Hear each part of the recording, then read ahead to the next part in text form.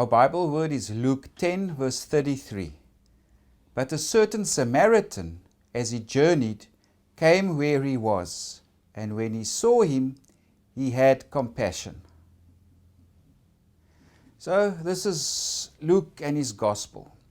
And this section comes from what is known as the travel narrative. And that is Luke 9 verses 51 to chapter 19 verse 27. And the emphasis of these chapters is Jesus' resolve to go to Jerusalem. And he increases his resolve to go to Jerusalem, because this is the place where he's going to die. And this is also the place from where salvation will go out to the whole world. So there are repeated references in these chapters to Jesus going to Jerusalem. And it's also here where there's lots of parables and teaching of Jesus aimed at the disciples. And there's a big concern here for the poor and the outcast, the outsiders. And this section of the gospel is also called by some theologians as the gospel for the outcast. Because the outsiders are made to be the insiders. It's the outsiders and the outcasts who receive salvation. So this is the travel narrative. And part of the outcast or the outsiders are Samaritans. And they also belong to the people of God. And of course, we are familiar with the parable of the Good Samaritan. If I can maybe give an equivalent of that, so it becomes more relevant to us and the shock effect it would have had back then. So it would go something like this. There was a man, he drove in a dangerous neighborhood, and there were people who hijacked him, and they beat him up, and they threw him out of the car, and they drove away with his car, and he was left there for dead. And a bishop drove by, but the bishop was late for his service, so of course he didn't want to miss the service, so he drove just past, because he must go conduct the service. And then an apostle drove by, but he was also late for his service, and it was also a dangerous neighborhood, and he didn't want to stop there, so he said, no, I'm going to go on, I must go conduct service. And then a Muslim drove by. But the Muslim stopped there.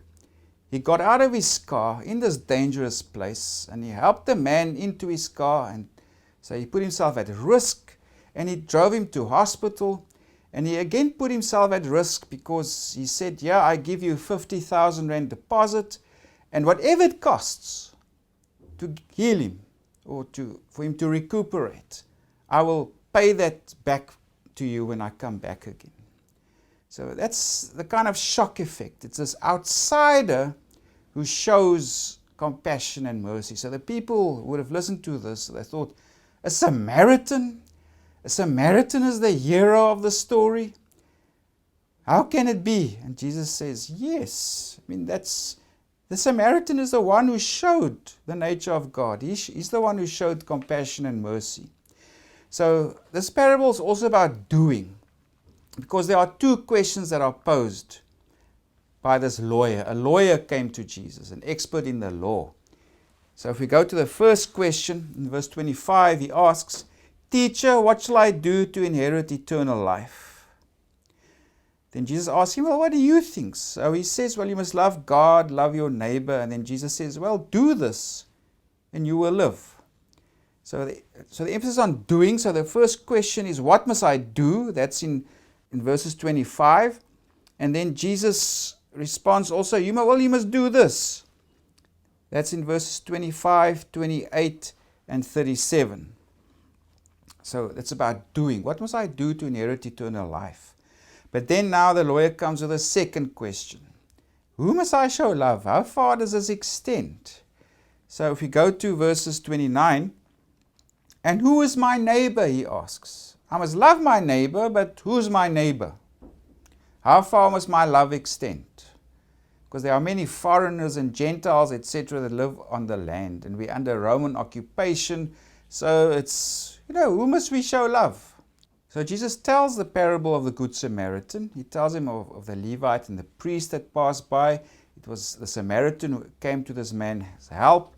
And then Jesus asks him, So which of these three do you think was neighbor to him who fell among the thieves?